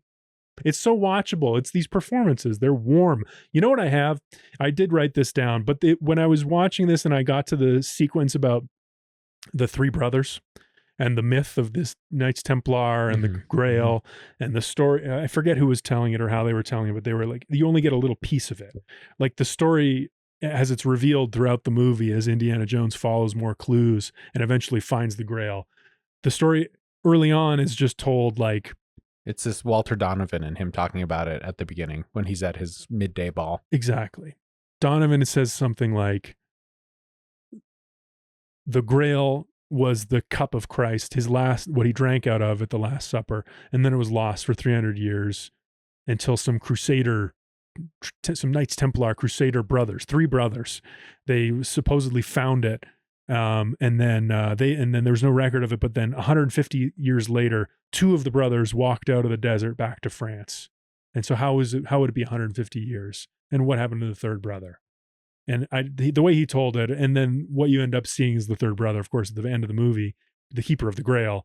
Like this, like myth around the Grail, and this really inspired me. I think, like my love of storytelling. I think this was part of why I do what I do. Is this the way they told this story in this movie about the myth of the brothers and the Grail? Because I've always loved that. Wanted to like solve a mystery in a way. Exactly. Like how did they set up this mystery and then knock it down? Because it's so simple. It's such a simple story. But I developed this love of history and like the adventure of it, and wanting to be able to capture that spirit, that feeling. You know, that gave me something that was bigger than just the words on the page or just the words that the guy was saying. It was inspiring. Yeah, that's fun. That's my connection as a kid. I think that's what grabbed me. Nice. Thanks. Did you not feel any of that about that? I thought it was a nice story. Story? It's just reminding me of the three brothers in Harry Potter now. I don't hear anybody talking about those three brothers, by the way. The Deathly Hallows? Ever heard of them? I know the Deathly Hallows, but no one talks about the myth of it, the fairy tale that she created in the world of Harry Potter.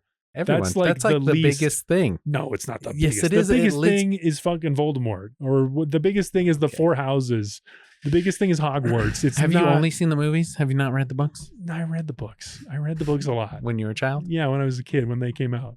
I have not read them since. So you read them a lot, but not since you were a child. Since I was a teen, when they came out.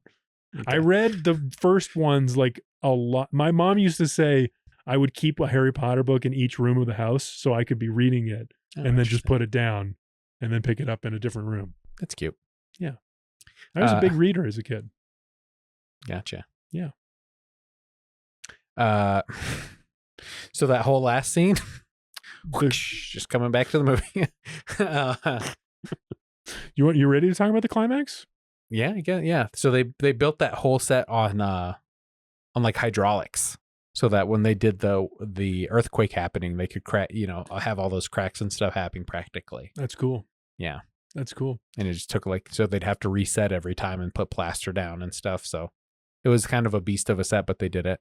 I don't know. Did you like all I think that, because they talk about that, the scene with the tank being like the hardest, biggest action scene in the movie. Scene. It is great. And I do like the stuff with Sean Connery and Brody being like old school friends. And he's like, what are you doing here? He's like, it's a rescue, old boy, secret handshake. Yeah. It's, it's fun. Good. The pen's mightier than the sword, like dumb thing, it's kind of corny, but I I was in it. It's all fun. Yeah. It's that lighter tone. It's a much more appealing fun. register. I mean, and you have to do that to get to the scene with him thinking Indiana Jones is dead at the end and blah, blah, blah.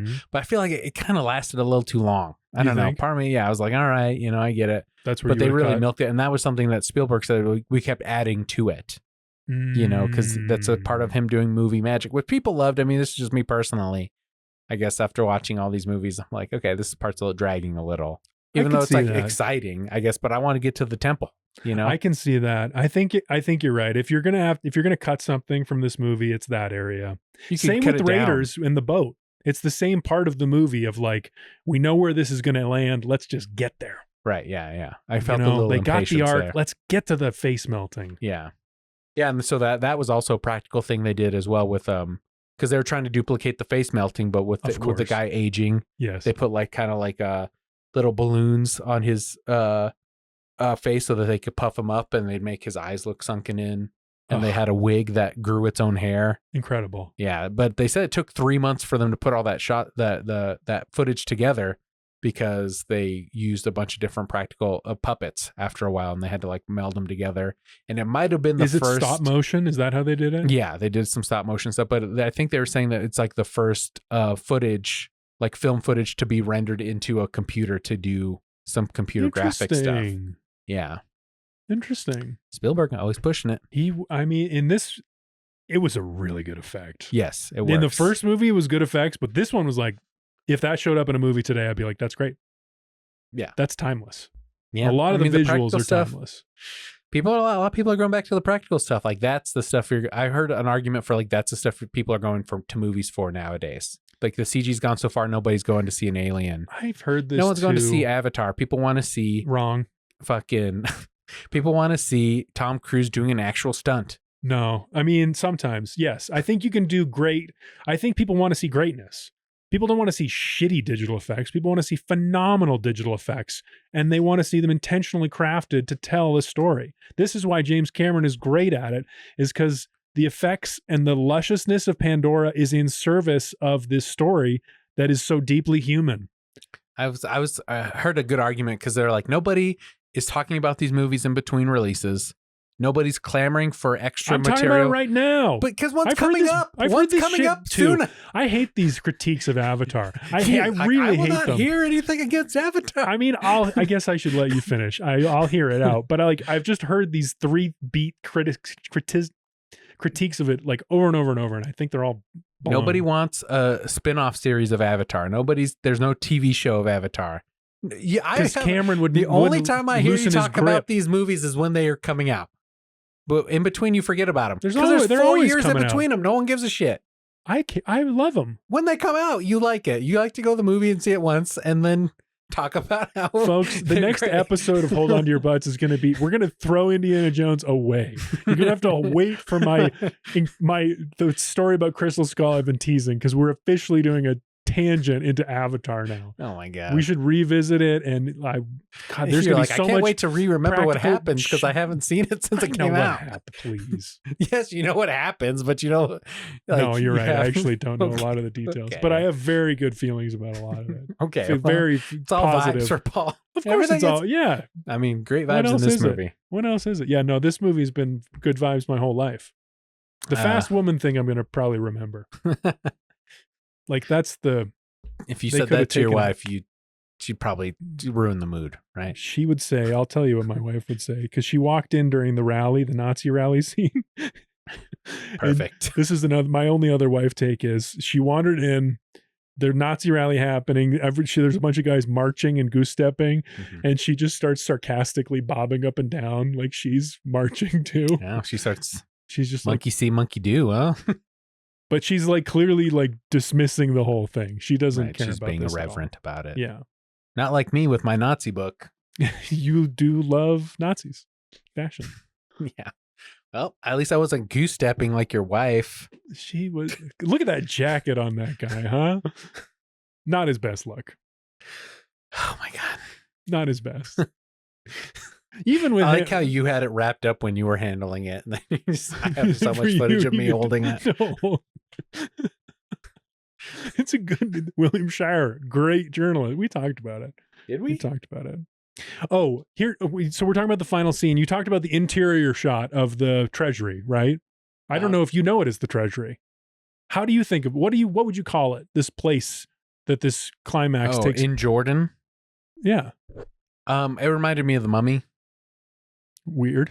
Because it's in the Scorpion King, there's a place they go to that has like that kind of a doorway into a mountain. Yeah. Yeah, I guess I didn't know what it was. I did hear that the king, the royalty of that, I think it was in Jordan or someplace where they shot it. Mm-hmm.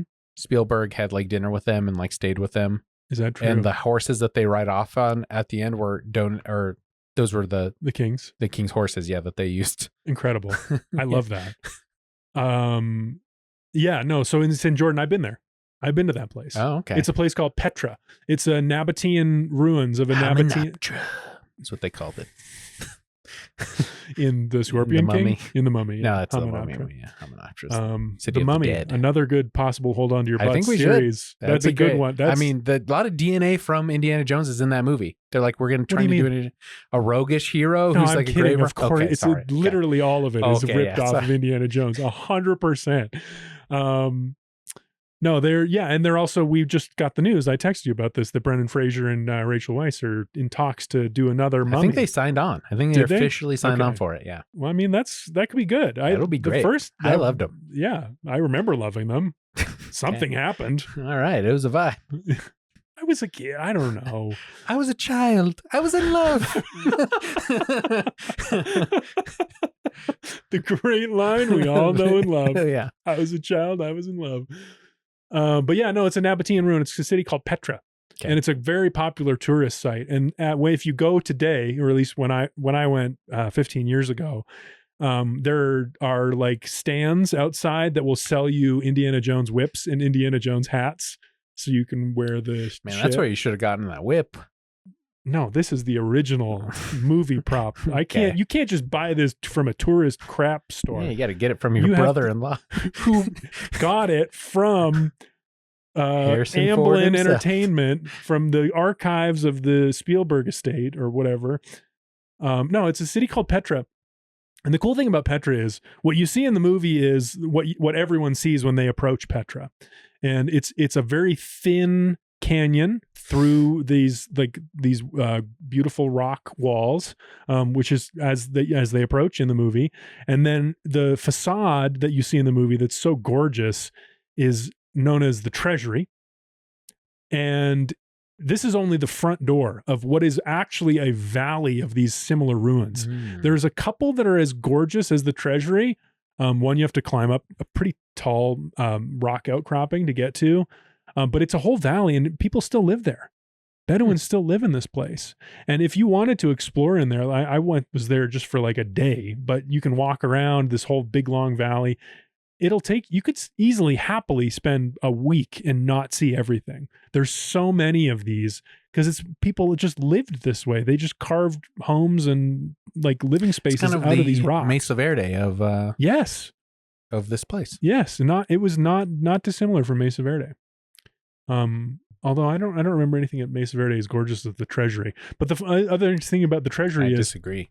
The treasury, if you go there today, there's nothing to walk into. It's just rock. There's no there's nothing inside? It's just nothing. They didn't get very far, did they? I guess not. I don't remember why this is the case, or if like something happened, or I mean, it's possible I might be misremembering the entire thing. All disappear like the Mesa Verde people? I don't know what happened to the Nabateans. Indigenous people that happened. Okay. Interesting. I don't know. It's 300 BC. Gotcha. Long time ago. Yeah. Before Mesa Verde. It's probably like 1,500 years before Mesa Verde. 1,000 years. But yeah, beautiful place. Beautiful place. The Treasury. Great pick by Spielberg to go here. Oh yeah, and the guy who does all the set stuff, or like picking locations and going and scouting them, he was a fixture in all the special features. And when they were like, "Oh, we're gonna do Venice," he was like, "Please, let's not do Venice in the summer. We just can't do it in the summer." Hot. Yeah, during tourist season, basically, and that's when they did it. Basically, nice. Yeah, they got to like close down a certain section for like a day, like half a day, and that's when they shot the boat scene. Yeah. Which I think is my hold on to your butts moment when he's holding the guy, the Knights Templar guy, or who are the cruciform cruciform character. sword or something like that is what they called themselves. Very mysterious figure. Yeah. He was holding him on the boat, and he's like, you got 10 seconds, you're gonna die. And he's like, my soul's ready, is yours? He's like, oh shit. Great he's moment. Like, he's like, your last chance. He goes, no, it's yours, Dr. Jones. I was like, holy shit, he keeps coming back at him. Good pick. That's a good pick. That's my fucking hold on to your. And then that scene where they the boat's getting chopped up in that propeller, Mhm. they have that set, like it's like a quarter of a boat they made with the propeller to go in. And then they shot it with like a long camera, so it looked like the boat was a little longer than it was, and they had more time while he was like holding him. But they were crushing a boat. I mean, that's wood getting crushed. Interesting. And that's Harrison Ford's in that scene, and they just held it for a long time, like almost more than was quote unquote safe. So that was like that was a real moment. That's cool. Yeah, it is cool. Yeah, it is. That's a good pick. No, yeah, it's a good one. I love that. It is a great scene. I did think the boat would not be reacting this way to propeller. If it was getting chopped up, it would get like thrown away or pushed underneath the water or something. It wouldn't just go in like a chainsaw, a hot dog going into my mouth, not straight in. My hold on to your butts moment. One of my picks was the same dude, Kazim, I think is his name, lighting the match in the sewer. Oh yeah. It was like, fuck, how are we gonna get out of here? That was very like, we've done a lot of puzzle solving. That was all very fun and intriguing. And then it's, oh yeah, no, wait, there's people that are trying to kill you. But I don't know. I think it's when the bad guy shoots Connery at the end. That's hold on to your butts. Because Indiana Jones, you think he has the upper hand because he's just not going to solve the puzzle for the Nazis. This is what they were racing for the whole time, is who can solve the puzzle. Indiana Jones, he's the only one that can at the very end.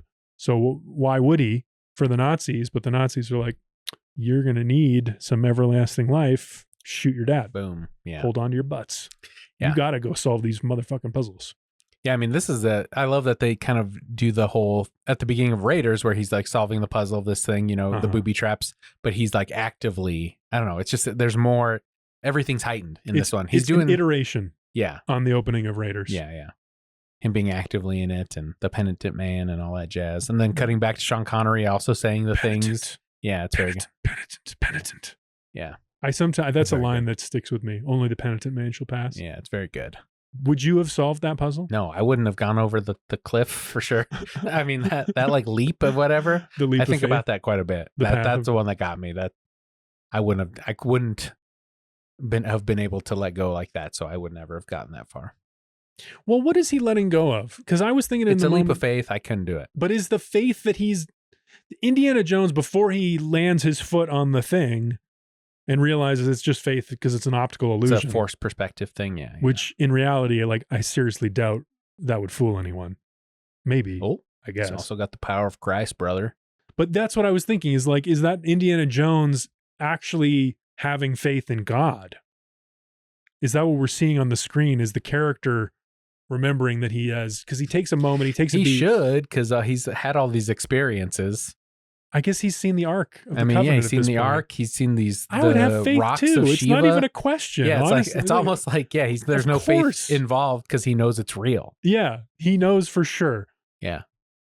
Okay, so that one is easy. What's the other one? Well, not for me, but for him. No, for me, I'm dying. For the first one, the breath of God, only the penitent man shall pass. I'm dying for sure. Because you bow to no man. I would not know the penitent means bow. That's crazy. Never takes a knee. That's going on your. It's going on your grave. And then the second is this man never took a knee. And that's why he's dead. The word of God, the name of God, in the footsteps of God will he proceed. Yeah, yeah. The name of God, Jehovah. And they're like in J's right there in the beginning. Yeah. Because it's not how you spell it in Hebrew. Spell with an I, which I wouldn't have known. I mean, I wouldn't have known any of that. Yeah. But with that one, I feel like I would have taken like a rock and like bashed some of the. Oh, yeah. Or I would have like tested some stuff. Indiana Jones, he doesn't do any testing stuff. No trial and error. He got the time. Maybe it's because he saw the guy get decapitated by the first puzzle failing. If it goes wrong, like, yeah, because you can't be wrong. There's some context clues. Yeah. It's really, the whole sequence is great. Indiana. I mean, that's the other case for the pinnacle of the franchise. To me, yeah, that's the one I think of. Is him solving the puzzles at the end. Yeah. And then getting to the knight. Yeah. Who is like, the fact that that's the climactic moment is like so. Yeah, which I love so well. Yeah, which I think, but they added that whole motorcycle chase scene because they thought that didn't have enough action. So that the Spielberg talked about adding that whole scene. The Nazi chase? They shot that where he like gets the jousting stick and he really, because they thought it was too slow or like it wasn't going to have enough climactic action. Interesting, because the finale doesn't have any action really at all. Yeah. No, that's what I liked about it. Because they did all that in pickups at Skywalker Ranch. Interesting. Yeah. I feel like too many, like Marvel has gotten stuck with this. Like, what do you do at the finale? That reminded me so much of Captain America, the first one. Oh, yeah. Where he's like, he's driving a motorcycle against the Nazis and stuff. I was like, damn, this is good. I mean, that's why it worked. Yeah. They're funny. They're all tapping into the same stuff. The guy who directed the first Captain America also directed the third. Joe Johnson? I think he did the third Jurassic Park, but he was also working on the first Jurassic Park. So I don't know. There's a lot of through lines with Spielberg. He's got a lot of he's got his guys. fingers in a pies. He does. Yeah, he does. You're gonna want to know Stevie Baby if you're gonna want to get ahead in Hollywood. For real. Yeah. We talked about speed aging effects. Elsa's death. The bad guy doesn't even look at all of the grails before he picks one. And he just takes the one that Elsa gives him. Hubris of man. Total hubris. Like, do you think she was playing him? Did she think that she knew that wasn't the right grail and she was just trying to get rid of him? I did think possibly she's playing him. Yeah. But for him, it's like, why are you just at least look at them all? Like, think about it for 10 seconds, man. Like, it's kind of a big decision. Maybe that's the power of the grail. I mean, the power of that thing is like you get blinded by it if you're being too greedy, Maybe. That's like one of the lessons or whatever. Maybe. It's a great moment. Because it didn't really, I always wondered why Indy wanted the grail so much at the end anyway, because he kept telling what's her name to let go of it. She won't. That's why she falls into the abyss and dies. Yeah. And then he falls over and then all of a sudden he's seduced by it. That's like a good point. Why does he want it? This ring of power thing. And he was always, this is my dad's obsession. This is not my, he didn't, he didn't ever really want it. He just was there to find his dad. Yeah, that's true. That's true. That does ring a little bit false. Because I think what his motivation was saving his dad. Yeah. And then he connected with his dad. He wanted to save his dad even more at the very end. And he never has cared about these kinds of like supernatural things. I mean, he wants them in the fact that he wants fame and glory, I guess, or that he thinks they should go in a museum. Right. But the cup itself, he was never really that invested. Just like Spielberg was never that into the cup. He was about the dad thing. Just like Spielberg. What else we got that here? last scene, I guess, is a direct homage from the Fabelmans, or I guess one of the last scenes in the Fabelman is Ford telling Spielberg that how you structure a shot. A shot. Yeah, and so he has the sunrise going down or at the bottom of the screen or something. Here's what David Lynch plays John Ford, and he's telling young Spielberg, and he shows him shots, and he says, if you're shooting a horizon, you can't put the horizon line in the center of your shot. That's boring. Put it at the bottom. That's interesting. Put it at the top. That's interesting. Put it in the middle. That's boring. And that's what he does. He puts it at the bottom. Yeah. And it's beautiful. It's them riding off into the sunset. Yeah. Fucking gorgeous shot. Yeah. Great. Simple. A nice. Yeah. It's nice.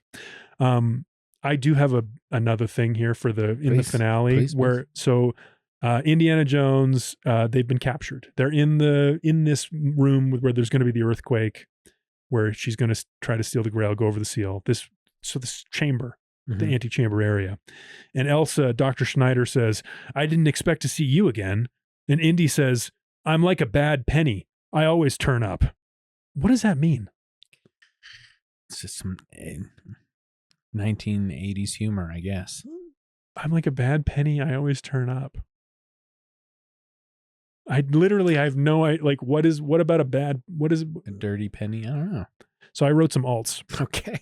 All right. He could have said, I'm like a broken AC unit in the winter. I always turn up. Because you don't want the AC up in the winter. Because it's cold. Okay. I'm like a boomerang. I always come back. That's a better one. Because he would have been to Australia because he's a world traveler. I'm like a Jedi. I always return. Wouldn't have worked in 1930, whatever, when it was made, but yeah.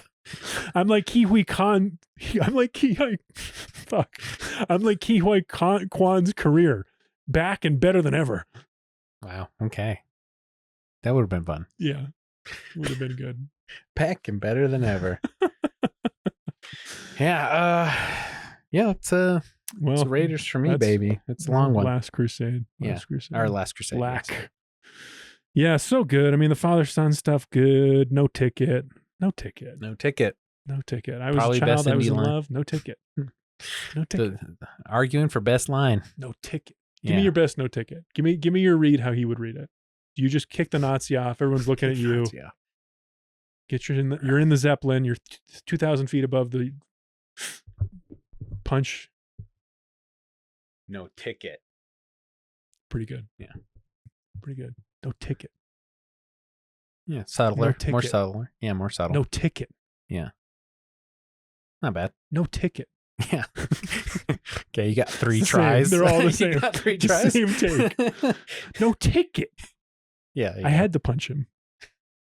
Yeah, good movie. Wife takes hold on to your butts moments. So full of them. So many it's a full chock-a-block full of hold on to your butts moments. Indy, smart. That's for sure. He does archaeology stuff.